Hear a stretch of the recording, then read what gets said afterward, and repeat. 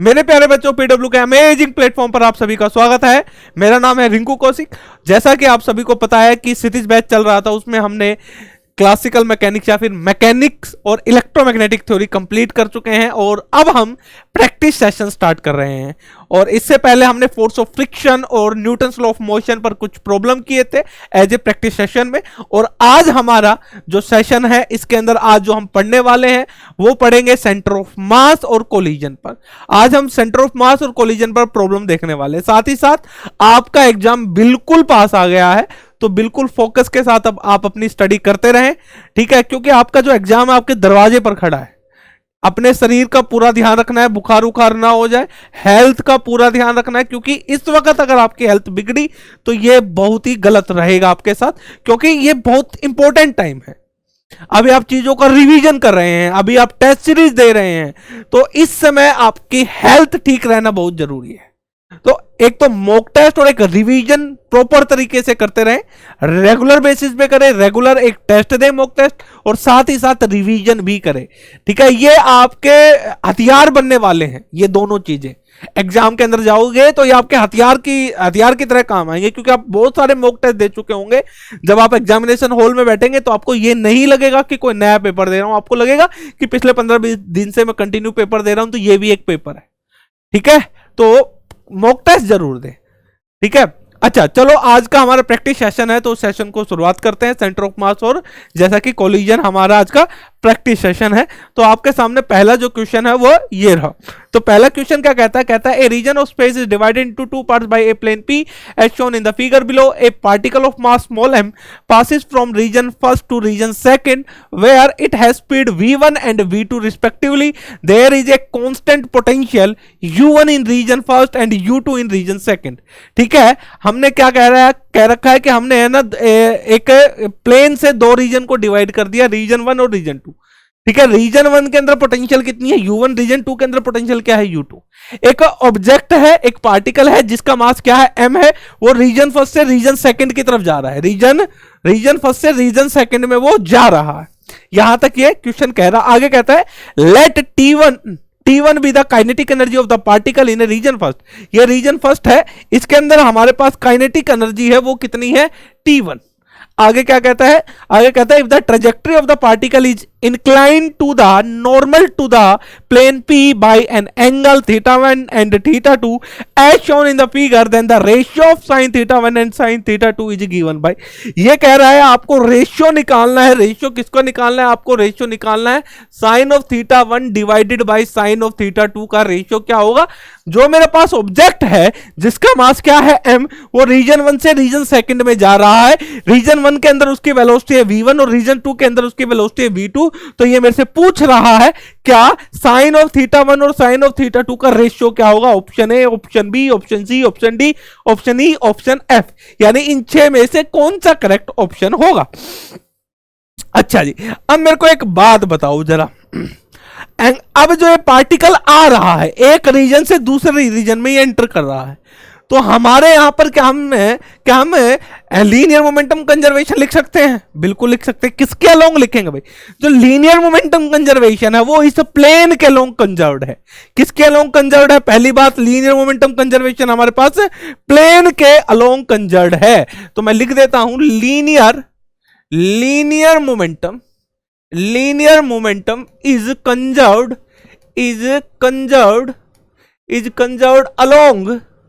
along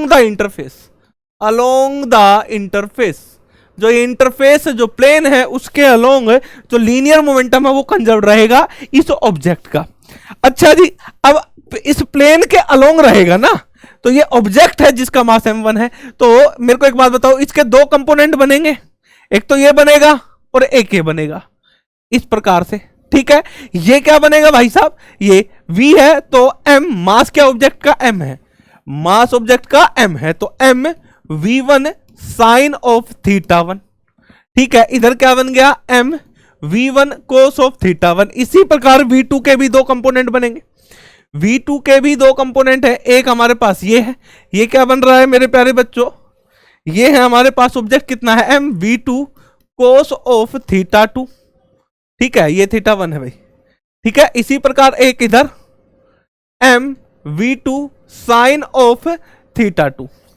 अब ये हमारे क्या मोमेंटम है ना, किसके अलोंग, प्लेन के अलोंग, इंटरफेस के अलोंग। और मोमेंटम क्या रहेगा, कंजर्व। इनिशियल मोमेंटम क्या था, m v1 sine of theta 1 is equal to m v2 sine of theta 2, sine of theta 2। ठीक है, अच्छा जी, कंजर्व्ड है। साइन ऑफ थीटा 1 और साइन ऑफ थीटा 2 की वैल्यू निकालनी है हमें। ठीक है भाई, तो हम यहां पर क्या लिख सकते हैं, हम लिख सकते हैं sine of theta 1 divided by sine of theta 2 is equal to m v2 by m v1। ठीक है, अच्छा, और हमें क्या दे रखी है, u1 u2। ठीक है, रीजन फर्स्ट में पोटेंशियल एनर्जी u1 है, रीजन 2 में u2 है, रीजन फर्स्ट में काइनेटिक एनर्जी t1 है, ये हमें गिवन है साथ ही साथ। अच्छा जी, अब मेरे को एक और चीज ध्यान से दिखाई दे रही है। क्या दिखाई दे रही है, देखना जरा।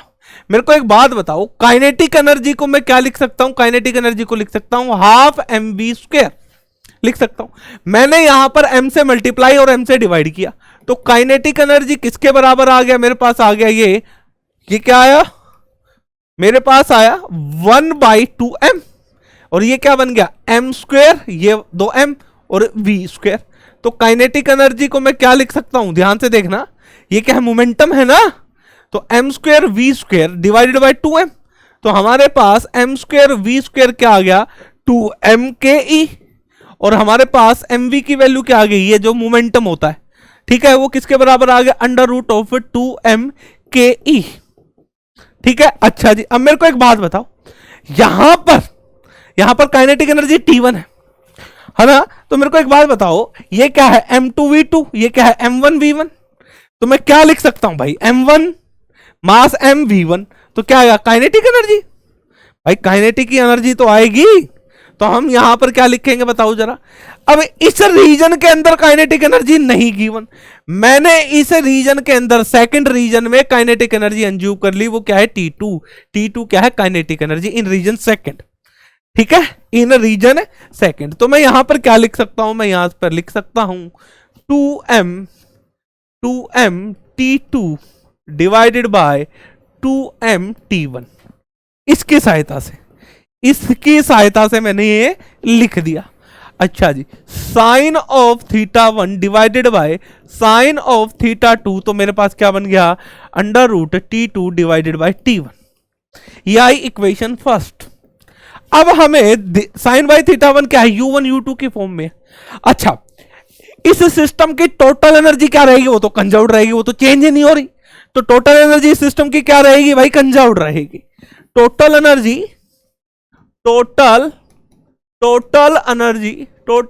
Of the system of the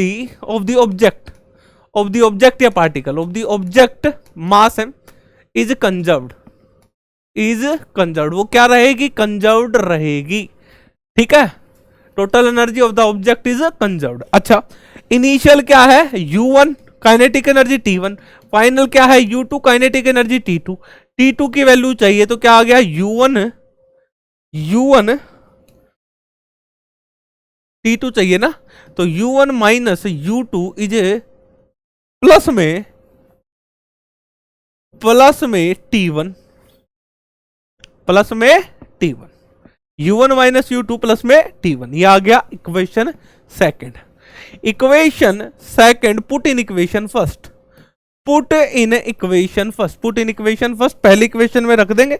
तो जैसे ही पहली इक्वेशन में लिखेंगे sine of theta 1 divided by sine of theta 2 किसके बराबर आ गया भाई, यहां से देखो जरा, T2 बाई T1। T2 अब ये भी निकाली है, √u1 माइनस u2 प्लस में T1 डिवाइडेड बाई T1। तो जब हम इसको लिखेंगे तो हमारे पास क्या आ गया, ये T1 divided by T1 plus में u1 minus u2 divided by T1। तो हमारे पास क्या बन गया, ये बन गया 1 plus u1 minus u2 divided by T1। ये आ गया। ऑप्शन कौन सा है हमारे पास, ऑप्शन जरा F को देखिए, जरा F को देखिए भाई, ऊपर है ये तो गलत है। ठीक है, अच्छा T1 ऊपर, ये भी गलत। अच्छा जी, ये माइनस का, ये भी गलत। अच्छा, ये प्लस का, ये भी गलत। ऑप्शन इसका F करेक्ट है। इसका ऑप्शन एफ क्या है, करेक्ट है। ये रहा हमारे पास 1 plus you one minus you two divided by T one. ठीक है, 1 plus you one minus you two divided by T one. चलो भाई नेक्स्ट क्वेश्चन की तरफ अब हम चलते। ये रहा नेक्स्ट क्वेश्चन आपके सामने, कहता है a particle with time varying mass, एक पार्टिकल है उसका मास क्या है, time varying, M T is equal to M naught 1 minus T by tau, where M naught and tau are positive constant. M naught और tau क्या है, positive constant है। Move along the X axis under the action of a constant positive force F. इस system पर constant force लग रहा है F, उसके अलोंग एक्स एक्सिस के अलोंग ये ऑब्जेक्ट मूव कर रहा है, किसकी वजह से, कांस्टेंट फोर्स एफ की वजह से। फॉर टी टाइम, यानी इस समय के लिए वो टाइम लग रहा है। If the particle is at rest T is equal to zero, जब T is equal to zero पर पार्टिकल क्या था, रेस्ट पर था। When at time t is equal to t, its velocity v will be, कह रहा है t is equal to t time पर इसकी वेलोसिटी क्या होगी। एक पार्टिकल है, समझो जरा जरे, एक पार्टिकल है, ठीक है, t is equal to zero पर इसकी इनिशियल वेलोसिटी क्या है, जीरो। नंबर एक बात, यानी v क्या है इसकी, zero. t is equal to zero पर इसकी वेलोसिटी क्या है, जीरो।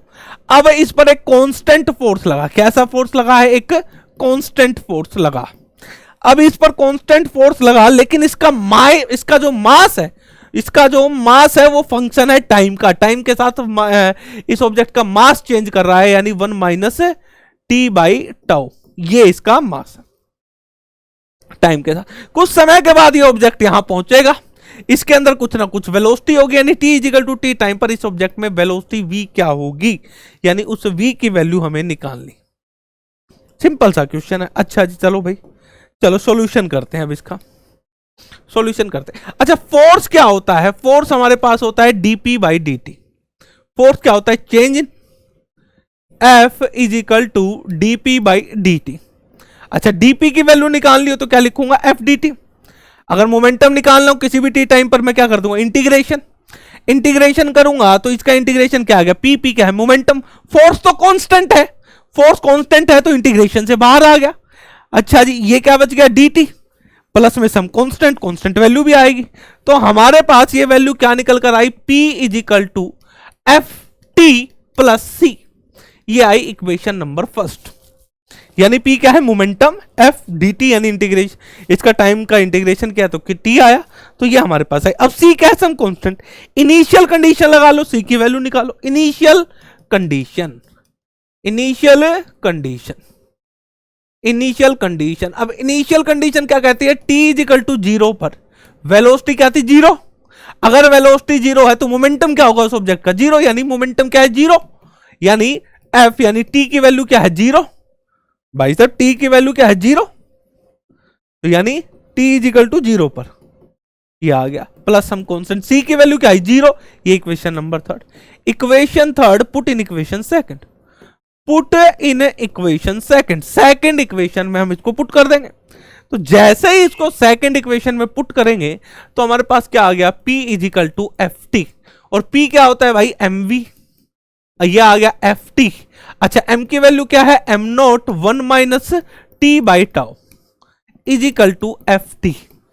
अच्छा जी, इंटू में v और था भाई, इंटू में v और था, ये आ गया एफ टी। निकालना क्या है, v वेलोसिटी किसी भी t टाइम पर, तो ये F t divided by m naught और ये 1 माइनस टी बाई टाउ। अब इसको हम क्या लिख सकते हैं भाई, इसको हम क्या लिख सकते हैं, देखो t को ऊपर ले जाएं, ठीक है, क्योंकि v हमें देखो किस फॉर्म में दे रखी है, एक बार v देखो t की पावर -1 प्लस 1 माइनस 1 ऐसे कुछ दे रखी है। तो यहां से जब हम देखेंगे तो हमारे पास जो वेलोसिटी आएगी वो आ गई F t by m naught और ये 1 minus small t by capital ये टाउ, इसकी पावर -1, ऊपर जाके पावर क्या हो जाएगी, -1। तो हमारे पास ऑप्शन कौन सा करेक्ट है, इसका जो ऑप्शन है ऑप्शन बी इसका correct answer. F t by m naught 1 minus small t by tau, इसकी पावर -1, ये रहा। ठीक है, चलो भाई नेक्स्ट क्वेश्चन आपके सामने ये रहा। अब नेक्स्ट क्वेश्चन क्या कहता है, a ball is dropped vertically from a height h onto a plane surface and permitted to bounce repeatedly along a vertical line after every bounce, ठीक है भाई। Its kinetic energy become a quarter of its kinetic energy before the bounce, ठीक है भाई। The ball will come to rest after time. ये कह रहा है कि एच हाइट से मैंने एक बॉल को ड्रॉप किया है और वो बाउंस कर रही है बार बार, यानी ये ग्राउंड है और यहां से इस बॉल का मास क्या है m, और इसको हमने ड्रॉप कर दिया कितनी हाइट से, h हाइट से। जब जैसे ही ड्रॉप करूंगा तो ये बॉल किधर आई, नीचे आएगी।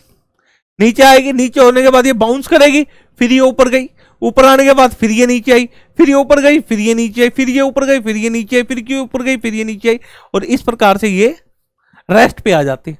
भाई हम गेंद को छोड़ते हैं तो वो ऊपर जाती है, फिर नीचे। देखो गेंद को छोड़ा, यहां छोड़ा तो आई, ये सरफेस है, गेंद आई, सरफेस से टकराई, इस साइड पे गई, फिर सरफेस से टकराई, इस साइड पे गई, फिर सरफेस से टकराई, इस साइड पे गई, फिर सरफेस से टकराई, इस साइड पे, और कुछ समय के बाद रुक जाती है।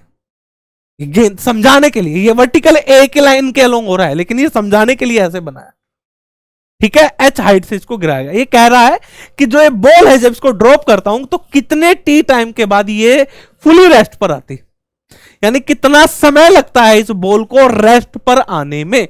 ये हमारा क्वेश्चन कि इस बॉल को रेस्ट पे आने में कितना समय लगता है, कितना टाइम लगता है, ये हमें कैलकुलेट करना है, ठीक है। समझे कि नहीं समझे? अब जब गेंद को छोड़ा गया और जब गेंद वापस गई तो इसकी काइनेटिक एनर्जी जो है वो क्वार्टर हो जाती है, समझ रहे हो? काइनेटिक एनर्जी क्वार्टर हो जाती है, यानी अगर पहले काइनेटिक एनर्जी क्या थी, 100 जूल थी, तो अब 25 जूल बचेगी उसके अंदर काइनेटिक एनर्जी, समझो? यही इसने कहा है। क्वार्टर का मतलब यही होता है 1/4, 1/4, ठीक है। अच्छा चलो अब इस क्वेश्चन को सोल्व कर लेते हैं। इसमें है क्या, इसको देख लेते हैं जरा, ठीक है। टाइम पीरियड क्या होगा, इनफाइनाइट आएगा क्या, 2h/g की पावर 1/2 होगा, 2 × 2h/g की पावर 1/2 होगा, या फिर 3 × 2h/g की पावर 1/2 होगा, इनमें से कोई तो होगा। अच्छा अंडर ग्रेविटी की बात कर रहे हैं तो सबसे पहले हम एक चीज समझते हैं, टाइम पीरियड का फॉर्मूला निकालते हैं, क्योंकि उसका यूज करेंगे। मैं डायरेक्ट लगा देता पर कोई बात नहीं, मैं आपको समझा देता हूं। एक बॉल है, इस बॉल को मान लो v वेलोसिटी से फेंक दिया गया, v वेलोसिटी गए, मैक्सिमम हाइट पर पहुंची, फिर ये गेंद वापस आई, तो ये कितने समय तक हवा में रही, यानी इसकी फ्लाइट, टाइम ऑफ फ्लाइट, कितने समय तक ये हवा में रही। तो हम इक्वेशन ऑफ मोशन लगा देते हैं, क्या है, s = ut + ½ at², और ये अंडर ग्रेविटी की बात की गई है। अंडर ग्रेविटी कौन से मोशन में, अंडर ग्रेविटी के अंदर ये बात की गई है। अच्छा डिस्प्लेसमेंट क्या होगा इस ऑब्जेक्ट को, यहां से फेंका वापस यहीं आ गया तो डिस्प्लेसमेंट तो 0, सेम पोजीशन पे आ गया ना, फेंका वापस वहीं हाथ में आ गए, तो नेट डिस्प्लेसमेंट क्या है, 0। इनिशियल वेलोसिटी क्या दी v, तो ये आया vt प्लस में ½ अच्छा ऊपर की तरफ जब जाते हैं उसको पॉजिटिव लेते हैं, तो नीचे की तरफ को क्या लेंगे, नेगेटिव, नेगेटिव ही तो लेंगे हम नीचे की तरफ। और g किधर लग रहा है, नीचे की तरफ, g किधर लग रहा है, नीचे, तो क्या आ जाएगा -(-g)t²। तो हमारे पास ये क्या बन गया, -vt = -12g(t²), माइनस से माइनस कटा, t से t कटा, तो यहां से हमारे पास टाइम ऑफ फ्लाइट कितनी आ गई, ये आई 2v/g। यानी इस गेंद को जब ड्रॉप किया तो इसने कुछ ना कुछ समय लिया होगा, उसको बोला t1। जब गेंद यहां से वापस जाके इधर आई नीचे तो इसने कितना समय लिया, इतना समय लिया, 2v/g। जब गेंद वापस यहां से यहां गई तो कितना समय लिया, इतना। इनकी वेलोसिटी चेंज कर रही है, हर वक्त वेलोसिटी डिक्रीज करती जा, ठीक है। चलो अब हम इसके बारे में चर्चा करते हैं, ये है टाइम ऑफ फ्लाइट, यानी इस गेंद यहां से ये गेंद गई और ऊपर जाके नीचे आई तो इतना समय इसको लगता है, that is the time of flight. ये हमें निकालना था क्योंकि इसका हम बहुत बार यूज करेंगे। अब आ जाओ इस क्वेश्चन पे। अब इसमें कोलिजन हो रहा है, गेंद को छोड़े, यहां पर कोलिजन हुआ ना, हुआ कि नहीं हुआ, क्या हुआ, यहां पर कोलिजन हुआ। अब ये तो ग्राउंड सरफेस है ना, ये क्या है, ग्राउंड सरफेस। अब समझना, मैंने कोलिजन में आपको जब पढ़ाया था तो मैंने क्वेश्चन कराया भी था। अब जब कभी कोई गेंद, समझो ग्राउंड सरफेस कॉन्सेप्ट समझा रहा हूं, यानी कोई गेंद है जिसके अंदर वेलोसिटी v है, मास m है।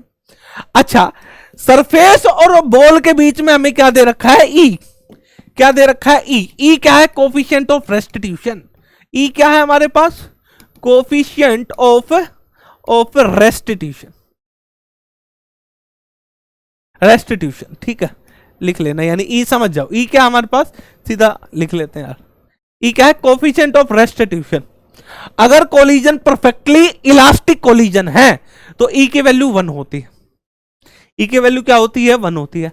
अगर कोलिजन परफेक्टली इन इलास्टिक है तो ई की वैल्यू क्या होती है? 0 होती है। अगर कोलिजन इन इलास्टिक कोलिजन है तो ई की वैल्यू क्या होती है? 0 से 1 के बीच में। ये दो ऑब्जेक्ट के मटेरियल पर डिपेंड करता है, यानी जो ऑब्जेक्ट गिर रहा है उसके मटेरियल, जिस ग्राउंड पे गिरेगा उसके मटेरियल, ई उस पर डिपेंड करता है। ये मैंने बताया भी था, समझाया भी था, ठीक है। अब ये गेंद आई, आके गिरी, जैसे ही यहां पर गिरी तो नॉर्मल फोर्स किधर लग रहा है भाई? ऊपर। अब जब ये यहां से टकराने के बाद वापिस जाने लगी, इस वक्त इसकी जो स्पीड होगी क्या होगी? वी डैश, वो किसके बराबर होगी? जो ई इंटू में वी, इसके बराबर। ये फॉर्मूला है, याद रखो। यानी जब भी गेंद कोई वॉल से, कोई ग्राउंड से, सॉलिड ऑब्जेक्ट से टकराकर वापिस आएगी, यानी यहां से ये ग्राउंड है, गेंद आई, ग्राउंड से टकराई, टकरा के जब वापस जाएगी, इस वक्त इसकी रफ्तार वी डैश होगी, वो किसके बराबर होगी? ई इंटू में वी। जब ये गेंद जस्ट टकराने वाली थी, जब टकराने वाली थी उस वक्त इसमें वेलोसिटी क्या थी? वी, ठीक है, ई इंटू में वी, यानी वी डैश क्या होगी? ई इंटू में वी। अब यही खेल यहां पर भी होगा, अब यही सारा खेल यहां पर भी होगा, समझना इस बात को। बस एक बार पकड़ गए तो ऐसे क्वेश्चन सारे कर जाओगे तुम, सारे कर जाओगे। बहुत डिफरेंट टाइप के क्वेश्चन बन जाते हैं इस पे, ठीक है। अब मैंने गेंद को यहां से फेंका, आया आया आया आया, ये गेंद आई। अब जब गेंद टकराने वाली थी तो इस गेंद के अंदर वेलोसिटी क्या होगी भाई? 2gh। ये वेलोसिटी होगी, h क्या है? इसकी हाइट, हाइट है कि ना। अब ये गेंद टकराई, अब टकराने के बाद ये गेंद वापिस भी तो जाएगी, गेंद वापिस भी जाएगी, कितनी वेलोसिटी जाएगी? V dash. अरे जाएगी कि नहीं जाएगी? अच्छा, अब गेंद टकराने के बाद वी डैश, फिर ये वापिस आई नीचे, अब फिर टकराई, टकराने के बाद फिर गई, फिर कितनी रफ्तार से? V double dash. फिर ये गई कुछ हाइट पे, फिर टकराई, टकराने के बाद फिर वापिस गई, फिर वापिस गई, यानी अब जब टकराने के बाद ये वापिस गई, जब इसकी रफ्तार क्या है? V triple dash.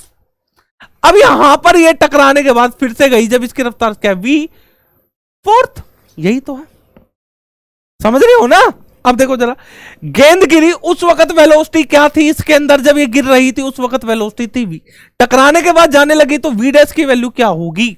We dash की वैल्यू होगी हमारे पास ई ऑफ वी। अरे अभी अभी बताया था मैंने, कहां गया ये? अरे कहां गया ये? रहा, टकराने आ रही थी जब वी थी, टकराने के बाद गई तो ई इंटू में वी। तो यहां पर भी क्या हो गया? यानी रफ्तार कितनी हुई? V dash into. अब इसकी रफ्तार आई, जब ये नीचे गिर रहा था जब रफ्तार क्या थी? V dash. जब ऊपर जाएगी तो रफ्तार क्या हो जाएगी? V double dash. तो वी डबल डैश क्या होगी? ई इंटू में, कितने से गिर रहा था ये नीचे? वी डैश से ना, वी डैश। वी डैश किसके बराबर है ये? तो क्या लिख सकता हूं मैं? ई स्क्वायर वी, ठीक है। अब वी ट्रिपल डैश जो होगी वो किसके बराबर होगी? ई की पावर 3v। सेम तरीका, ई फोर्थ जो बनेगी वो क्या बनेगी? हमने जो ये ई फोर्थ ली है हमारे पास, ये वी फोर्थ, वो कितनी बन जाएगी बताओ जरा? ई की पावर 4 इंटू वी। टकराती जाएगी और धीरे धीरे रेस्ट पे आ जाएगी। ये कहानी चल रही है। अब हमें निकालना क्या है? हमने निकालना time of flight, time of flight. अब ध्यान से देखना, ये इस वक्त इसने कितना टाइम लिया होगा भाई? इसने टाइम लिया होगा t1, और t1 किसके बराबर होगा? फॉर्मूला क्या है टाइम फ्लाइट का? 2v/g। जब ये जा रहा था यहां पर, इस वक्त वेलोसिटी क्या थी? v dash. तो t1 की वैल्यू क्या हो? इसको t1 बोल दो भाई। यहां से आया, टकराने के बाद वापस गया, फिर आया, तो ये जो समय लेगा ये कितना लगेगा भाई? 2v/g। v डैश की वैल्यू क्या है? ev है कि नहीं है? तो हमारे पास t1 की वैल्यू क्या आ गई? 2ev/g। इसी प्रकार इस वाले रीजन में कितना, कितने से ऊपर जा रहा है भाई ये? v डबल डैश से ना, तो t2 टाइम पीरियड कितना होगा? 2v/g। तो ये कितना बन जाएगा? v डबल डैश की वैल्यू क्या है? ये, यानी 2e²v/g। इसी प्रकार t3 की वैल्यू निकालूंगा तो क्या होगा? 2v333/g, यानी 2e की power 3v/g, and so on. अब यहां से टाइम कितना लिया t1, ये टाइम कितना लिया भाई साहब, इसने ये टाइम लिया t2। अच्छा जी, t3 कौन सा टाइम था, t3 हमारे पास ये टाइम, ये t1 ये t2 और ये जो समय लगा ये हमारे पास t3, ऐसे प्रकार t4 t5 अनंत तक जाएगा ये। अच्छा, अब नेट टाइम पीरियड कितना लगेगा, टाइम पीरियड t निकालना है ना, ये ऑब्जेक्ट यहां से यहां तक आएगा तो टाइम कितना लिया t0, प्लस में पहली बार ऊपर गया तो कितना लिया t1, फिर कितना लिया t2, फिर कितना लिया t3 एंड सो ऑन। अब पता नहीं कितने टप्पे खाएगा, हमें तो नहीं पता, ठीक है। अच्छा, अब t1 की वैल्यू पता है, यानी t इजिकल टू हमारे पास क्या आ गया t0, t1 की वैल्यू क्या है हमारे पास, ये रही e2v/g, प्लस में t2 की वैल्यू क्या है e स्क्वायर 2v/g, t4 की वैल्यू क्या है, t3 की वैल्यू क्या है e cube 2v/g and so on. तो t की वैल्यू क्या आ गई हमारे पास t0, प्लस में v स्क्वायर 2v/g कॉमन है, यानी e प्लस में e स्क्वायर प्लस में e की पावर 3 and so on infinite. Time period निकालना है, t is equal to t0 plus में 2v/g। अब देखो जरा मेरे प्यारे बच्चों, ये हो गया। अब ये क्या बन रही है, जीपी बन रही है। अब जीपी को हमें सोल्व करना आना चाहिए।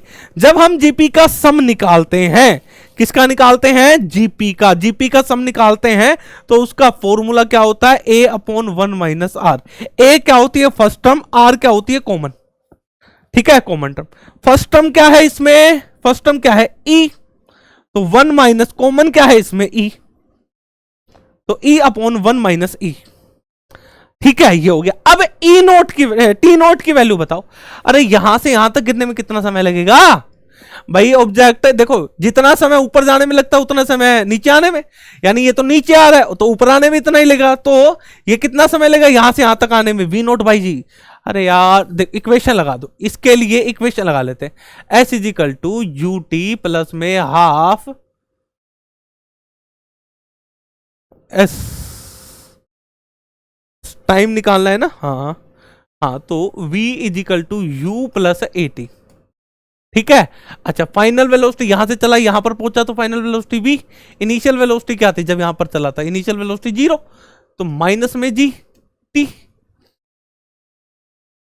और v भी क्या है नीचे ही है ना माइनस, तो यहां से t की वैल्यू क्या आ गई v/g, तो यानी t0 टाइम पीरियड कितना आया v/g, तो यानी t0 की वैल्यू, यानी यहां से यहां तक आने में कितना समय लिया v/g। और दूसरी बात है, जितना समय ऊपर जाता है उतना ही समय नीचे लेता है आने में, तो ऊपर और नीचे आने में नेट टाइम कितना ले रहा है, नेट टाइम कितना ले रहा है, हमने क्या फॉर्मूला लिखा था ऊपर से नीचे जाने में, देखो जरा नेट टाइम कितना लेता है 2v/g, तो हाफ फ्लाइट में कितना लेगा v/g, समझ रहे हो ना, तो ऐसे भी इसको लिख सकते थे। तो हमारे पास ये जो टोटल टाइम पीरियड आया, तो हमारे पास टोटल टाइम पीरियड कितना आ गया, ये आ गया v/g प्लस में 2v/g, और ये e, ये 1 माइनस e, तो t is equal to v/g common, और ये 1 प्लस 2e 1 माइनस e, ठीक है, t is equal to v/g, और ये आ गया हमारे पास, एलसीएम ले लेंगे तो आ गया 1 प्लस ई और यहां पर 1 माइनस ई, ये बच गया, ठीक है, ये बच गया भाई। अब इसमें ई क्या है, कोफिशिएंट ऑफ रेस्टिट्यूशन, और वी क्या है वेलोसिटी, वी क्या है वेलोसिटी। अरे भाई जब इसको यहां छोड़ूंगा तो काइनेटिक एनर्जी कंजर्व कर टोटल एनर्जी कंजर्वेशन कर देते ना, पोटेंशियल एनर्जी क्या mgh, जब नीचे पहुंचेगा तो वो पोटेंशियल एनर्जी किस में कन्वर्ट हो जाती है, काइनेटिक एनर्जी में। तो मेरे पास वेलोसिटी क्या आती है, अरे भाई energy conservation mgh is equal to half mv², याद करो ये लगाते थे, ठीक है ना, तो m से m कट जाता था तो कितनी वेलोसिटी ग्राउंड से कितनी वेलोसिटी पे टकराती थी 2gh, तो v की जगह हम 2gh लिख देंगे, तो t की वैल्यू क्या आ गई हमारे पास 2gh under root 2gh under root divided by g, और ये आ गया 1 प्लस ई और ये 1 माइनस ई, तो टाइम ऑफ फ्लाइट हमारे पास कितनी आ गई, ये कट गया, तो ये आ गया 2h/g, और यहां पर आ गया 1 प्लस ई और ये 1 माइनस ई। अब हमें e की वैल्यू पता है कि नहीं पता, अब देखो e की वैल्यू कहां से निकलेगी, देखो यहां से e की वैल्यू निकलेगी, यहां से क्या निकलेगी, ई की वैल्यू। क्या कहता है कि after every bounce it's kinetic energy become quarter of its kinetic energy before the bounce. अब ये गेंद यहां पर पड़ा, जैसे ही ये गिरने वाला था उस वक्त इसकी काइनेटिक एनर्जी क्या थी, उसकी काइनेटिक एनर्जी थी half M we square.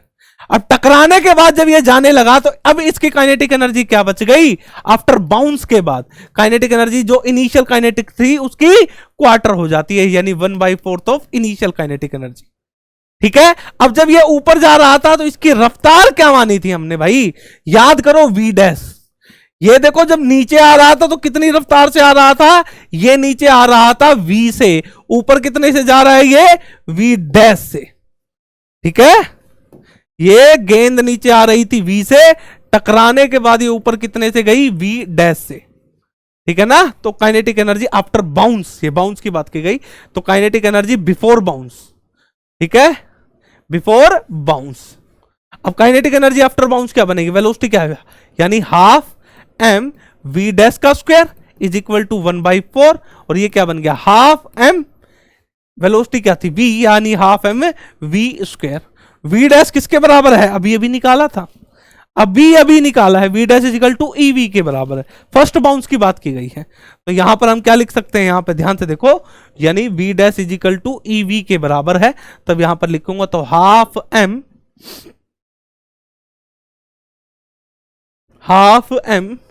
E square V square 1/4 into में half M we square, half M we square से ये कट गया तो ई स्क्वायर की वैल्यू आ गई 1/4, तो यहां से हमारे पास ई की वैल्यू आ गई 1/2। ठीक है, ये आ गई ई की वैल्यू 1/2, कोफिशिएंट ऑफ रेस्टिट्यूशन, तो ई की वैल्यू निकाल लो, ई की वैल्यू निकाल लिया, इसमें पुट कर दो, टाइम ऑफ फ्लाइट आ जाएगा। तो टी की वैल्यू कितनी आ गई, ये आ गई 2h/g इंटू में 1 + 1/2, और ये 1 - 1/2, जब हम इसको सोल्व करते हैं तो ये आ गया 3/2 इंटू में 2, और ये आ गया हमारे पास 2h/g। तो हमारे पास टाइम ऑफ फ्लाइट कितना आ गया, 3√2h/g, 3√2h/g। तो टाइम ऑफ फ्लाइट की वैल्यू क्या आ गई, 3/2h/g। कितनी हाइट से गिर उसे मल्टीप्लाई कर दो, जी से डिवाइड कर दो, तो ये हमारे पास टाइम ऑफ फ्लाइट आ जाएगी, यानी 3 इंटू में 2h/g, 3 इंटू में 2h/g, इसका अंडर रूट, ऑप्शन डी इसका करेक्ट आंसर, ऑप्शन डी इसका क्या है, करेक्ट आंसर। चलो नेक्स्ट क्वेश्चन, नेक्स्ट क्वेश्चन देखो, इसमें हमने क्या निकाला था, इसमें हमने निकाली कि कितनी समय के बाद ये रुक जाएगा, टाइम पीरियड बताओ। अब अगला क्वेश्चन इस पे बनाया गया, क्या बनाया गया है कि ये टोटल कितनी डिस्टेंस ट्रेवल करता है, यहां से चला नीचे आया, फिर ऊपर गया, फिर नीचे आया, फिर ऊपर गया, फिर नीचे गया, तो टोटल इस बॉल ने कितनी डिस्टेंस ट्रेवल करी, तो डिस्टेंस ये पूछ रहा है। नेक्स्ट क्वेश्चन उसी पर है, नेक्स्ट क्वेश्चन आपके सामने ये रहा, ये चलो अगला वैसा सा ही क्वेश्चन है, लेकिन हम इसका देखो, ये टोटल डिस्टेंस कितनी ट्रेवल करी, इसको भी एक क्वेश्चन बना सकते हैं, एग्जामिनर है वो पूछ सकता है। ये हमने टाइम ऑफ फ्लाइट निकाली, वो पूछ ले कि जब इस गेंद को एच हाइट से मैं रिलीज करूंगा, फिर ये रिबाउंस करेगी बार बार और एक समय के बाद रुक जाएगी, पूछेगा तो इस गेंद ने टोटल डिस्टेंस कितनी ट्रेवल करी, जैसे हमने ये किया है ना वैसे ही वो होगा।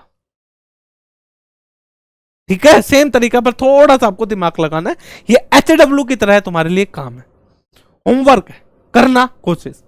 ठीक है, चलो भाई कोशिश करना, अगर तुम्हें सोल्व करवाना है तो कमेंट करके जरूर बताना कि सर वो क्वेश्चन सोल्व करा दो टोटल डिस्टेंस वाला, कि गेंद कितनी टोटल डिस्टेंस ट्रेवल करेगी, कमेंट करना अगर सॉल्यूशन चाहिए तो बोर्ड पे।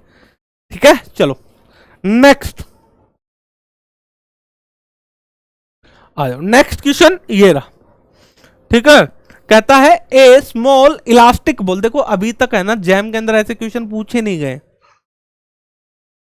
कोलिजन के, तो इस बार पूछ ले एग्जामिनर, पूछे तो नहीं गए ऐसे क्वेश्चन कोलिजन पे, टीफर में IISc में इनके एग्जाम में ऐसे क्वेश्चन पूछे गए हैं, JNU में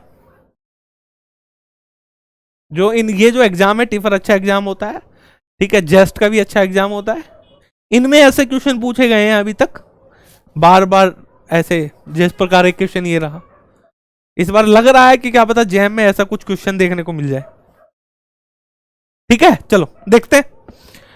ए स्मॉल इलास्टिक बॉल, देखो वैसे तो कोलिजन पे कैसा भी क्वेश्चन आ जाए, अगर आपके कॉन्सेप्ट क्लियर हैं तो आप क्वेश्चन कर पाएंगे, नहीं तो आपसे नहीं होगा। ठीक है, हाँ चलो भाई। A small elastic ball of mass small m is place at the apex of a 45 inclined plane as shown in the figure below. The ball is allowed to slip without friction down the plane along the dotted line, hit the ground as shown, and bounce along it if the height of the inclined plane is h and the coefficient of restitution between the ball and the ground is 0.5. बहुत ही बढ़िया। Then the distance AB as marked on the figure will be, ये कह रहा है कि ये जो दूरी है AB ये कितनी होगी, ये कितनी होगी, ये अलग दूरी निकालो, ये अलग दूरी निकालो, अलग अलग निकाल लेते हैं। देखो सेम पिछला जैसा सा ही क्वेश्चन है, पिछला जैसा सा ही क्वेश्चन है। गेंद को छोड़ा, रोल करके आ रही है ये। ठीक है, देखो is allowed to slip without friction, कोई फ्रिक्शन नहीं है। क्या नहीं है मेरे प्यारे बच्चों?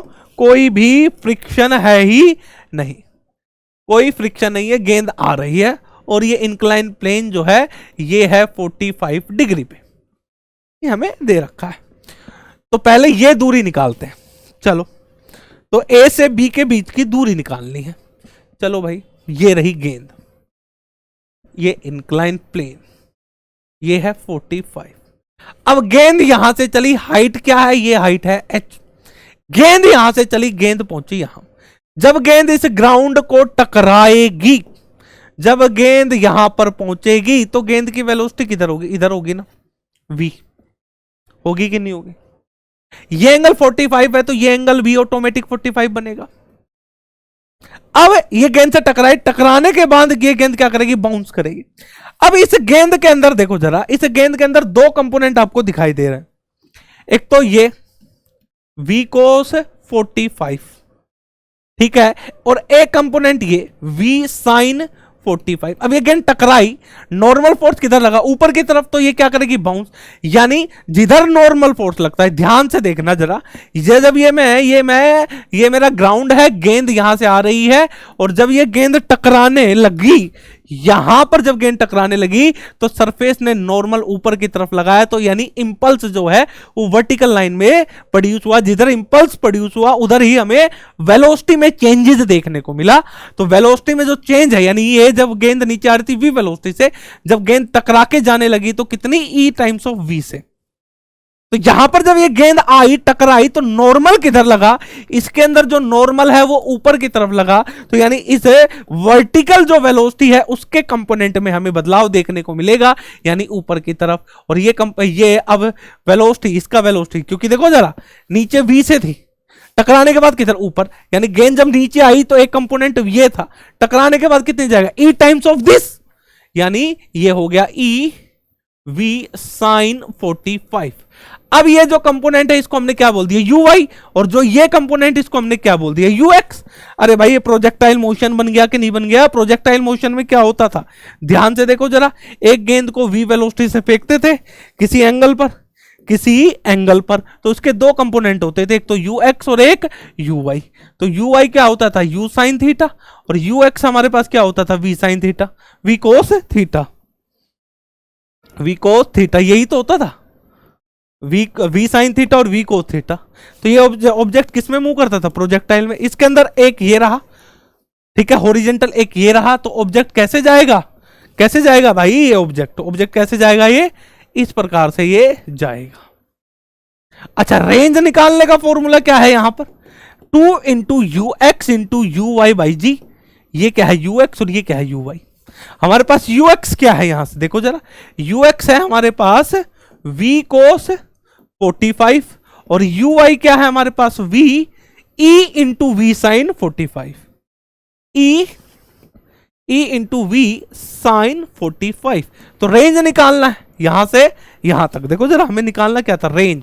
ये ऐसे गई, ऐसे आई, ठीक है, तो हमें ये रेंज निकालना था। तो हमारे पास जो रेंज आई, ये पॉइंट बी था, ये जो आएगी ये क्या आएगी? Range r। तो r कितनी आ जाएगी? 2 into you x u Y by g, that is the formula range. U x पता है, यूआई पता है, दोनों इसके अंदर रख देंगे तो हमारे पास जो रेंज आ जाएगी, रेंज कितनी आ गई, 2 यूएक्स कितनी थी, वी कोस 45, ठीक है, 2 वी कोस 45, फिर आ गया इनटू में E V sine 45 divided by G. तो आर की वैल्यू क्या बन गई, 2 इंटू वी स्क्वायर कोस 45 क्या बन गया ये, 1/√2 1/√2 1/2 इंटू में 1/2 डिवाइडेड बाय जी। ये कट गया, ई और है इंटू में ई, ये देखो ये ई भूल गए थे हम।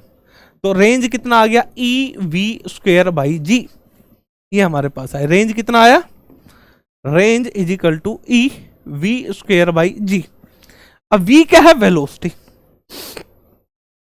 वी क्या है हमारे पास, वेलोसिटी, ठीक है। अब जरा देखो वेलोसिटी निकाल लो भाई, वेलोसिटी आ जाएगी। वेलोसिटी तो है हमारे पास, वेलोसिटी कितनी हाइट से, एच हाइट से गिराया गया है ना।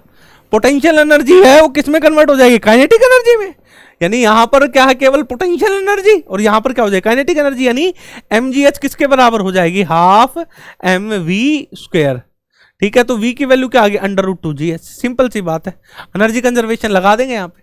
तो यहां पर जब ये आ रही थी तो वेलोसिटी कितनी थी, 2gh हमारे पास ये वेलोसिटी थी।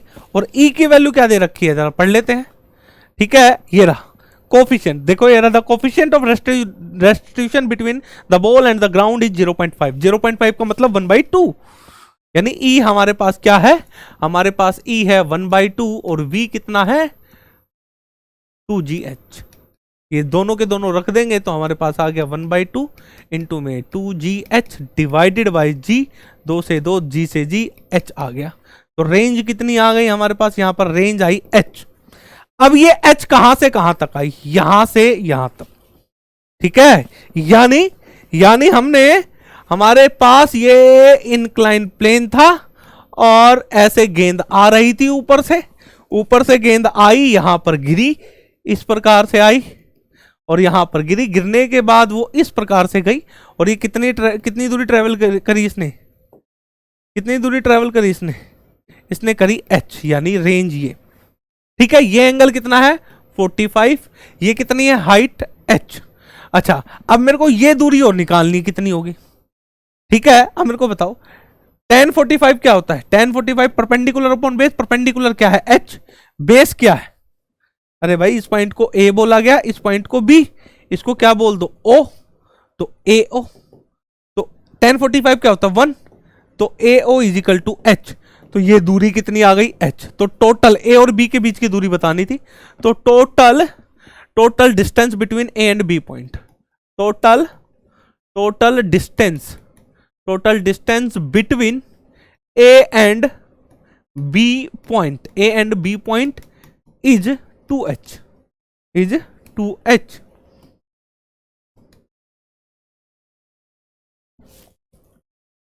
ऑप्शन देख लो भाई, 2h है क्या, ऑप्शन बी इसका क्या है, करेक्ट आंसर है। चलो भाई आगे चलते हैं, नेक्स्ट क्वेश्चन आ जा भाई। ये रहा, in case of an inelastic collision which one of the following is true. ठीक है, कैसा है, इन इलास्टिक कोलिजन है, कैसा है भाई साहब, इन इलास्टिक कोलिजन है। तो कह रहा कौन सा इसमें से ट्रू होगा, total energy is not conserved, momentum is not conserved, kinetic energy is conserved, kinetic energy is not conserved. सही स्टेटमेंट बतानी, कैसा कोलिजन है, इन इलास्टिक कोलिजन है, इन इलास्टिक कोलिजन है। अगर इन इलास्टिक कोलिजन हो तो इन इलास्टिक कोलिजन के अंदर होता क्या, नंबर एक बात, मोमेंटम क्या रहता है, कंजर्व्ड रहता है।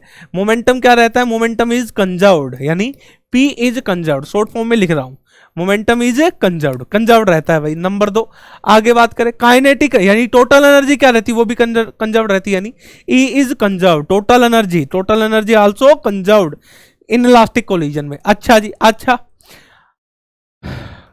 ठीक है। अच्छा, ट्रू स्टेटमेंट बतानी है तो total energy is not conserved, ये कैसे स्टेटमेंट है, false. Momentum is not conserved, ये कैसी स्टेटमेंट है? False. Kinetic energy is conserved, देखो भाई इन इलास्टिक कोलिजन के अंदर काइनेटिक एनर्जी कंजर्व्ड नहीं रहती है, kinetic energy is not conserved, यानी ट्रू स्टेटमेंट यही बनेगी। तो काइनेटिक एनर्जी कौन से में कंजर्व्ड रहती है, बताओ जरा, काइनेटिक एनर्जी कौन से में कंजर्व्ड रहती है? काइनेटिक एनर्जी हमारी परफेक्टली इलास्टिक कोलिजन में, याद रखो परफेक्टली इलास्टिक कोलिजन के अंदर हमारी काइनेटिक एनर्जी कंजर्व्ड रहती है। तो यानी ऑप्शन इसका कौन सा करेक्ट है? डी इसका करेक्ट है, ट्रू स्टेटमेंट बतानी थी, kinetic energy is not conserved. तो काइनेटिक एनर्जी कौन से कोलिजन में कंजर्व्ड रहती है? परफेक्टली इलास्टिक कोलिजन में। चलो अगला क्वेश्चन कहता है particle is acted upon by a force F y z i x z j and XY K cap. Which of the following statement is true? F is not conservative, F is conservative, and there exists a potential V such that this. अच्छा जी, F is conservative and there exists a potential V such that this. F is not conservative and there exists a potential V such that this. अच्छा जी, कह रहा है कि सबसे पहले F conservative है कि नहीं है। अगर कोई भी वेक्टर क्या हो, F इज कंजर्वेटिव, अगर कोई भी वेक्टर कंजर्वेटिव होगा, कंजर्वेटिव, तो इसका मतलब क्या है? इसका मतलब सिंपल सी बात है कि डेल क्रॉस एफ उसके लिए क्या लेगा? जीरो देगा। डेल क्रॉस क्या देगा? जीरो देगा। चलो चेक कर लेते हैं भाई, डेल क्रॉस एफ निकाल लेते हैं, यानी हमें पता चल जाएगा। ये कंडीशन है कंजर्वेटिव के लिए, किसी भी वेक्टर को अगर कंजर्वेटिव नेचर का बनना पड़ेगा तो उसको डेल क्रॉस एफ जीरो देना पड़ेगा। अच्छा निकाल लेते हैं, आई जे के, ये लो भाई आई जे के, ठीक है। आगे बात करते हैं, del upon del x, del upon del y, और ये डेल अपॉन डेल जेड। आगे बताओ भाई, आगे क्या है? Y z, y z, x z, x z, और ये एक्स वाई, एक्स वाई। चलो भाई सबसे पहले आई कैप, आई कैप के लिए करेंगे वाई के रिस्पेक्ट में तो क्या आ गया? एक्स। जेड के रिस्पेक्ट में करेंगे तो क्या आ जाएगा? Minus x. फिर लो माइनस ऑफ जे कैप, लो भाई माइनस जे कैप। फिर हम क्या करेंगे? एक्स के रिस्पेक्ट में करेंगे तो क्या आएगा? वाई। फिर हम जेड के रिस्पेक्ट में करेंगे तो क्या आएगा? Minus Y minus Y. फिर लो plus K cap, K cap लेंगे तो एक्स के साथ करेंगे तो जेड, वाई के साथ करेंगे तो माइनस जेड। तो यानी ये क्या बन गया? ये आ गया जीरो के बराबर, यानी डेल क्रॉस एफ क्या है? जीरो। यानी डेल क्रॉस एफ जीरो आया, इसका मतलब यहां पर जो ये फोर्स है ये कैसा है? Conservative nature. यानी एफ जो है वो कैसे नेचर का है? कंजर्वेटिव नेचर का है। तो एफ कंजर्वेटिव नेचर का है, ये तो नोट बोल रहा है, यानी ए नहीं हो सकता, ए नहीं हो सकता, दूसरा डी नहीं हो सकता। अच्छा अब बी और सी में से कोई एक होगा, बी और सी में से कोई एक होगा, ठीक है। अच्छा अब v मान लेते हैं, v को क्या ले लिया? Minus x y z. अगर v पोटेंशियल ये ले लूं, ठीक है, जब भी कोई भी वेक्टर अगर कंजर्वेटिव का है तो उसको हम as a gradient of some scalar function हम लिख सकते हैं। तो यानी ये जो f है किसके बराबर होगा? f होगा माइनस ऑफ डेल v, ठीक है। अब लो जरा माइनस, डेल क्या होता है? Del upon del X I, plus में del upon del x, del upon del Y J, plus में डेल अपॉन डेल जेड, और ये आ गया के, ये डेल ऑपरेटर। वी क्या दे रखा है हमें? वी क्या लेना है? X y z. यानी हम ऑप्शन सी लेके चल रहे हैं, एक तरीके से हम ये वी ले रहे हैं, ये वाला वी। देख लेते हैं अगर एफ के बराबर आ जाएगा तो ठीक है। तो ये हमारे पास क्या है? एक्स वाई जेड, माइनस का माइनस माइनस क्या बन गया? प्लस। तो x के साथ करूंगा तो क्या आ गया? Y z i cap. फिर y के साथ करूंगा तो क्या आ गया? X z i j cap. z के साथ करूंगा तो क्या आ गया? X y k cap. अब देखो फोर्स क्या यही था? Y z x z x y, y z x z x y. हाँ, यानी ऑप्शन सी इसका करेक्ट आंसर है, ठीक है। चलो आगे नेक्स्ट क्वेश्चन कहता क्या है? The linear mass density of a rod of length L varies as lambda is equal to A plus B X, ठीक है, where X is the distance from the left hand, locate the centre of mass. अच्छा जी, locate the centre of mass, centre of mass आपको बतानी है। इसकी total length कितनी दे रखी है भाई, यहां से यहां तक L, टोटल लेंथ क्या है L। अच्छा जी, द लीनियर मास डेंसिटी हमें कितनी दे रखी है इसमें, लेमडा ये रही, that is the lambda, where x is the distance from the left hand locate, यानी सेंटर ऑफ मास आपको बताना है, सेंटर ऑफ मास, ठीक है, सेंटर ऑफ मास, ठीक है। ये ओरिजिन लाइन है, ये लाइन कैसी है, ये है ओरिजिन लाइन। चलो भाई सेंटर ऑफ मास निकालते हैं। सेंटर ऑफ मास का फॉर्मूला क्या है, एक्सियोम का, एक्सियोम का फॉर्मूला क्या है बताओ जरा, dm into x divided by dm। अब सबसे पहले हम छोटा सा टुकड़ा माना, ये मान लिया भाई छोटा सा टुकड़ा, कितनी दूरी पर x, इसकी विड्थ क्या मानी dx, dx इसकी विड्थ, इसका मास क्या है dm, ठीक है। तो dm हो गया। अब dm की वैल्यू किसके बराबर होगी ये बताओ जरा, dm की वैल्यू क्या होगी, dm की वैल्यू भाई हमें क्या दे रखा है, हमें क्या दे रखा है, मास डेंसिटी, और किस लेंथ, इस लेंथ के लिए, तो मास डेंसिटी को लेंथ से मल्टीप्लाई कर दो, यानी लैम्डा इंटू डी एक्स। तो dm की वैल्यू हमारे पास आ गई a plus B x into में D X, A plus capital B x into में डी एक्स, ये हमारे पास dm आ गया। ये dm की वैल्यू उठाकर यहां रख दो, एक्सियोम की वैल्यू जो आएगी वो हमारे पास अब आ जाएगी।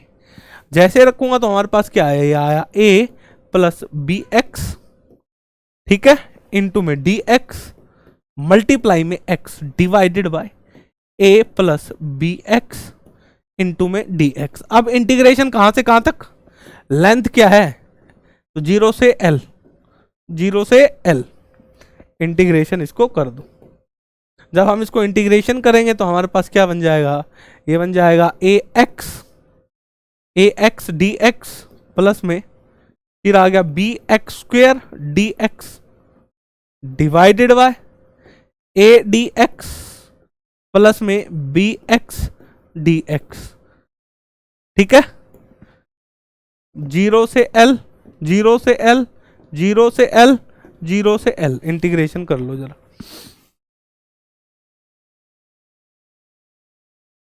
तो a as it is a, x का एक्स स्क्वेयर बाई 2, यानी हमारे पास क्या बन गया, एक्स स्क्वेयर बाई 2, 0 से L, फिर लो प्लस में b एज इट इज, ये रहा b as it is, x का एक्स स्क्वेयर है तो यहां पर बन गया x की पावर 3/3 और ये 0 से L डिवाइडेड बाय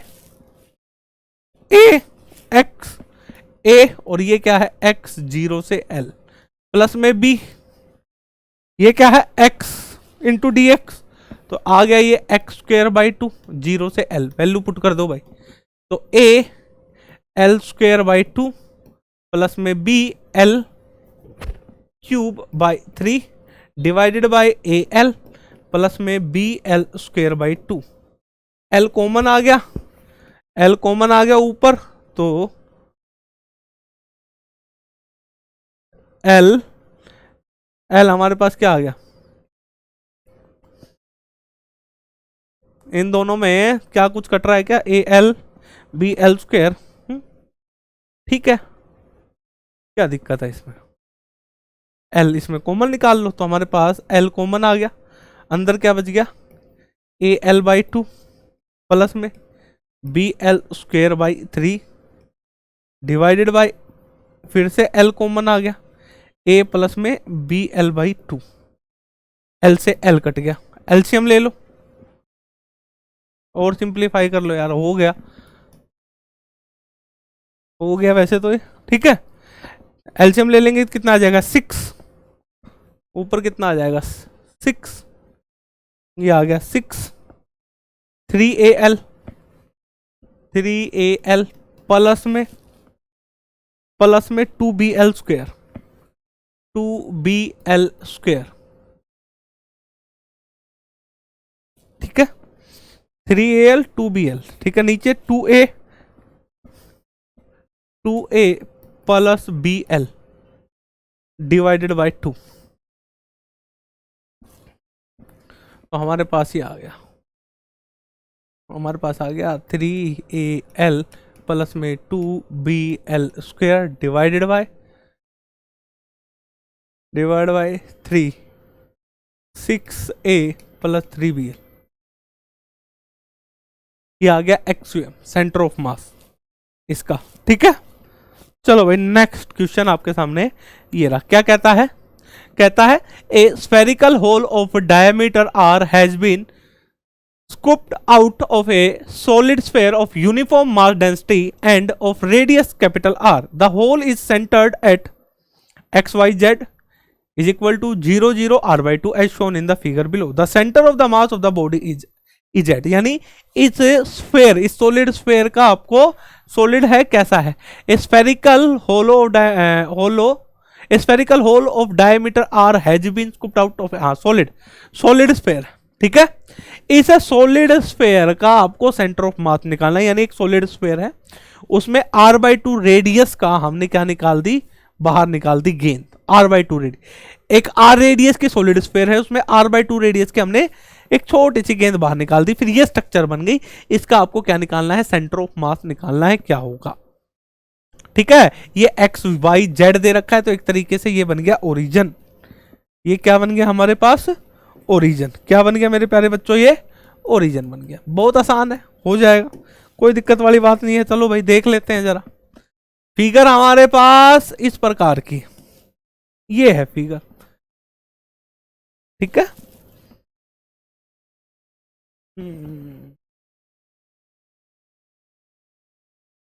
ये रही फिगर। ठीक है, ये किसके बराबर होगी भाई? एक हमने मान ली बड़ी, ठीक है, फिर एक हमने मान ली छोटी। इस वाली का रेडियस क्या है? r। इस वाली का रेडियस क्या है भाई? r। अच्छा जी, इस वाली का, दूसरी हमने क्या मानी थी? छोटी। ये रही छोटी। इसका रेडियस क्या है हमारे पास? r/2। ठीक है, अच्छा जी, हमारे पास ओरिजिन क्या क्या था? देखना जरा ध्यान से देखना। ये हमारे पास क्या थी? y थी, x थी, क्या थी? y। ये हमारे पास एक्सिस क्या थी? y। और ये क्या है? x। और ये क्या है? z। अब हमें सेंटर ऑफ मास निकालना है। ठीक है, तो मेरे को सबसे पहले ZCM निकालूंगा। तो ZCM का फॉर्मूला क्या है? m1r1 प्लस में यानी m1z1 m2z2 divided by m1 plus m2। यानी ये जो गेंद बनी है ये इन दो से तो मिलकर बनी है। अच्छा, इसी को क्या माना गया है? ओरिजिन माना गया है। इस पूरी गेंद का मास क्या दे रखा है हमें? हमने यूनिफॉर्म मास डेंसिटी दे रखी है, तो इस पूरी गेंद का मास हमने क्या मान लिया? m मान लिया। इस गेंद का मास, ये इस गेंद का पूरा मास कहां कंसंट्रेटेड होगा भाई? यहां पर कंसंट्रेटेड होगा ना। अब ये वाली जो छोटी गेंद है, ये जो बाहर निकाली है, इसका मास हमने नेगेटिव मान लिया भाई। यानी इस वाली गेंद का जो मास डेंसिटी है वो कैसी मानी? नेगेटिव। यानी m डैश की वैल्यू जो हमारे पास आई वो कितनी आएगी भाई? टोटल मास कितना है भाई? Capital M। टोटल वॉल्यूम क्या है? तो हम यहां पर एक बार m डैश की वैल्यू लिख लेते हैं ताकि आपको समझ में आ जाए। यानी मेरे पास इसका जो मास आएगा यानी m dash is equal to m/4/3 pi r cube into में इसके वॉल्यूम से मल्टीप्लाई करेंगे तो 4/3 पाई r/2 का होल क्यूब। और इसकी मास कैसी माना? नेगेटिव माना। इसकी मास डेंसिटी क्या है? रो है। और इसकी कैसी मानी? माइनस रो यानी नेगेटिव मास डेंसिटी मानी। यानी इसका जो मास आएगा, ये जो m डैश हम ले रहे हैं वो कैसा आएगा? नेगेटिव। जब हम ये निकालेंगे तो हमारे पास m डैश की वैल्यू कितनी आएगी? -m/8। ठीक है, अब समझो जरा। एक गेंद ये है, इस पूरी गेंद का मास कहां कंसंट्रेटेड हो गया? सॉलिड स्फीयर का यहां पर, जिसकी मास डेंसिटी क्या है? रो। मास कितना है? कैपिटल। कहां पर? इसके सेंटर पे। अब ये छोटी गेंद है जिसका रेडियस r/2 थी, ये भी सॉलिड स्फीयर है। इस सॉलिड स्फीयर का मास भी कहां कंसंट्रेटेड होगा? सेंटर पर। लेकिन इसका मास कैसा मान लिया? नेगेटिव मान लिया। यानी इसकी पॉजिटिव चार्ज डेंसिटी, इसकी पॉजिटिव मास डेंसिटी, इसकी नेगेटिव, इसको उठाकर जब यहां पर रखूंगा तो वो बन जाएगा। यानी होल क्रिएट हो जाएगा, कैविटी सी बन जाएगी, यानी नेगेटिव पॉजिटिव मास एक दूसरे को कैंसिल आउट कर दे। समझे कि नहीं समझे? समझ में आई बात? तो यानी अब सेंटर ऑफ मास ही तो हमें निकालना जेड स्वयं। तो सिंपल सी बात है, इस बात को समझो, ये ओरिजिन है ना, इस बड़ी वाली का सेंटर ऑफ मास कहां प्रेजेंट है? यहां पर ओरिजिन पर, ये है ओरिजिन, और टोटल मास कितना है यहां पर? m। अब ये छोटी वाली का मास कहां प्रेजेंट है? यहां पर जेड के अलोंग, कितनी दूरी पर? r/2, यानी ओरिजिन से यहां पर कितना मास है? m डैश, और वो किसके बराबर है? -m/8। कितनी दूरी पर है ये? r/2 पर। अरे भाई Z1 की वैल्यू 0, और ये कोऑर्डिनेट क्या बनेगा? 0 0 r/2। समझ में आई बात? r/2। अब लगा दो ये फॉर्मूला, इसमें रख दो, सिंपल सी बात है। यानी मास कितना है? m, z क्या है? 0, प्लस में मास कितना है? -m डैश, यानी लिख देते हैं हम यहां पर m dash, small m dash, कितनी दूरी पर? r/2 पर, divided by capital M plus में स्मॉल m डैश।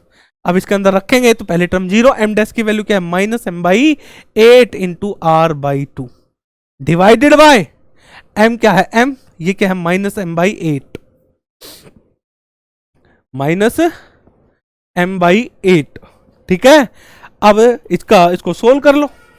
जैसे इसको हम सोल्व करेंगे तो ZCM की वैल्यू ऊपर कितनी आ गई? 8, यानी mr/16 डिवाइडेड बाय, नीचे सोल्व करो, एलसीएम 8 आ जाएगा, 8 - m, यानी 7m/8।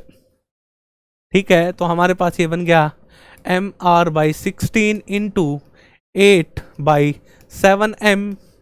ये कट गया, ये कट गया, और ये आ गया r/14। r/14 पॉजिटिव आएगा, नेगेटिव? ऊपर कैसा है? नेगेटिव साइन है, तो यहां पर भी हमारे पास नेगेटिव। तो कैसा आया? -r/14। कौन सा ऑप्शन है? -r/14 कौन से में है? ए ऑप्शन में दे रखा है, तो हमारा ऑप्शन ए क्या है? करेक्ट है। चलो नेक्स्ट क्वेश्चन आपके सामने ये रहा। क्या कह रहा है? half of the rectangular plate is made of a material of density ρ1 and other half of density ρ2. The length of the plate is L. Locate the center of mass of the plate. ये कह रहा है कि आपको centre of मास बताना है कहां होगा। ठीक है, half of the rectangular plate is made of material ρ1। ये जो हाफ है ये ρ1 से बनी हुई है, बाकी जो ये हाफ है ये ρ2 से बनी हुई है, दो अलग अलग मटेरियल से। ठीक है, the length of the plate is L। Total जो लेंथ है ये कितनी दे रखी है? L, ये है L। ठीक है, locate the centre of mass of the plate. इस प्लेट का आपको सेंटर ऑफ मास बताना है, क्या होगा? रेक्टेंगुलर प्लेट है, बताओ जरा, शाबाश, बोलिए जरा क्या होगा?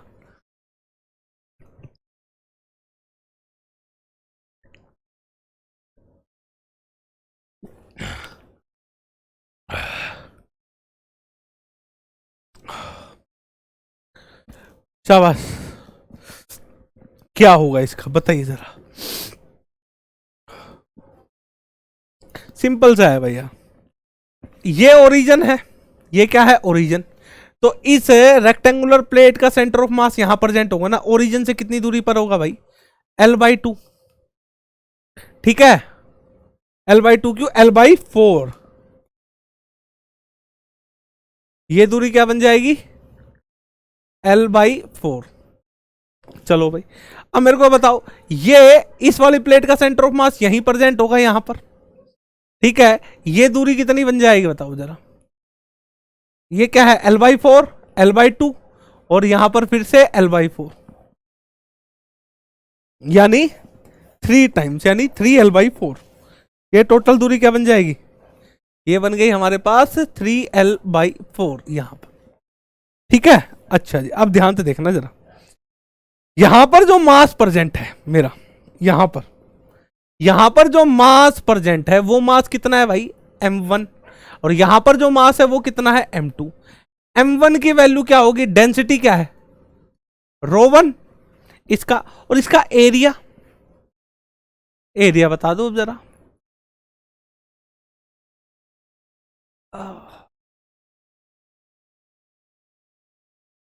इसका एरिया रो 1, ठीक है। अच्छा अब देखो जरा, इसका एरिया मैं ए मान लूं और इसका एरिया भी क्या होगा, ए, बराबर ही तो बनेंगे इन दोनों का एरिया।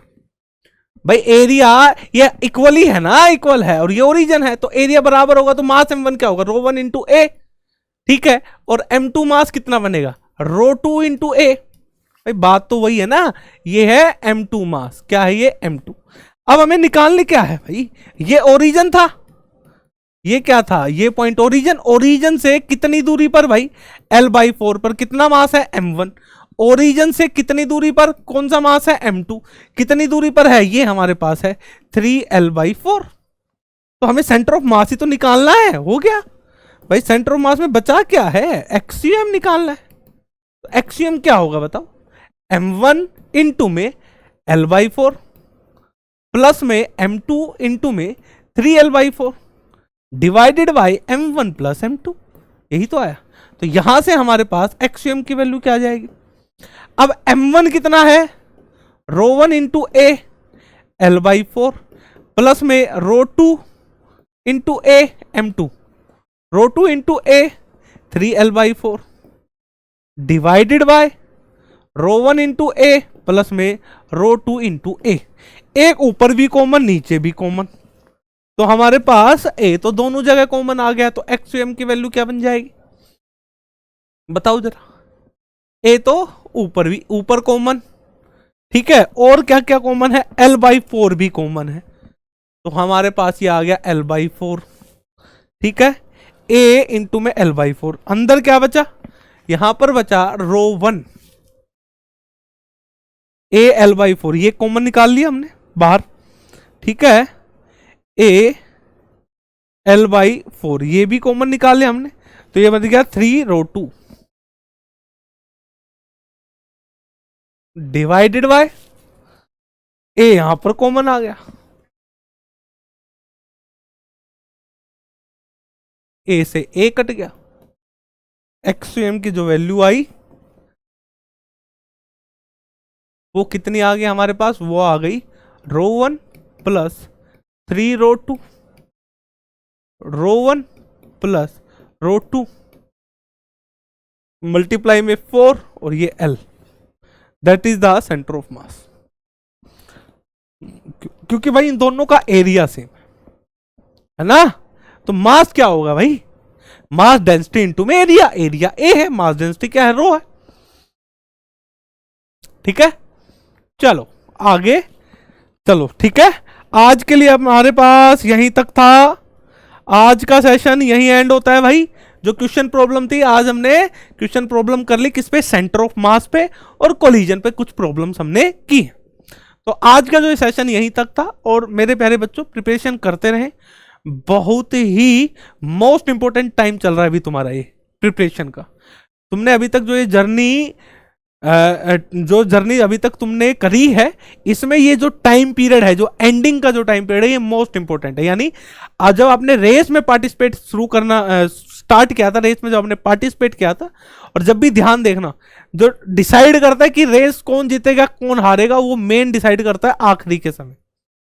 आखिरी के वो 10 सेकंड हो, 400 मीटर की है तो आखिरी के वो 10 सेकंड, 5 सेकंड या 15 सेकंड की वो मोस्ट इंपॉर्टेंट बात रहती है। क्या आखिरी के 15 सेकंड के अंदर जो रेसर होता है ना, वो अपनी पूरी जी जान झोंक देता है जीतने के लिए। जिस आदमी ने आखिरी के उस 15 सेकंड में अगर अपनी पूरी जी जान लगा दी, तो भाई साहब वो रेस जीत जाता है। और यही पेपर के साथ तुम कंटिन्यू पढ़ते आ रहे हो, अब तुम्हारे पास जो ये समय बचा है, ये आखिरी का समय है। जैसे उस रेस में वो 15 सेकंड, लास्ट के 15 सेकंड मोस्ट इंपॉर्टेंट है, इसी प्रकार इस पेपर में ये जो तुम्हारे 15 सेकंड 15 से 20 दिन जो बचे हुए हैं, ये मोस्ट इंपॉर्टेंट टाइम।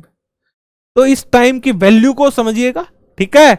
आपका पेपर बिल्कुल आपके दरवाजे पर खड़ा है, ठीक है। तो आप अपनी प्रिपरेशन करते रहिए, और अपनी हेल्थ का जरूर ध्यान रखना है। इस समय बच्चों की हेल्थ अक्सर खराब हो जाती है, तो बिल्कुल आप हेल्थ का ध्यान रखिए। बच्चे अक्सर डिमोटिवेट भी होते हैं, कई बार मॉक टेस्ट देते हैं, मॉक टेस्ट में अच्छे नंबर नहीं आते, तो डिमोटिवेट हो जाते हैं कि पता नहीं क्या ही चल रहा है, क्या होगा मेरा पेपर में, मेरे तो यही नंबर नहीं आ रहे, आगे क्या होगा। ऐसा कुछ नहीं सोचना है, ठीक है, ऐसा कुछ नहीं सोचना है मेरे प्यारे बच्चों, समझ रहे हो ना।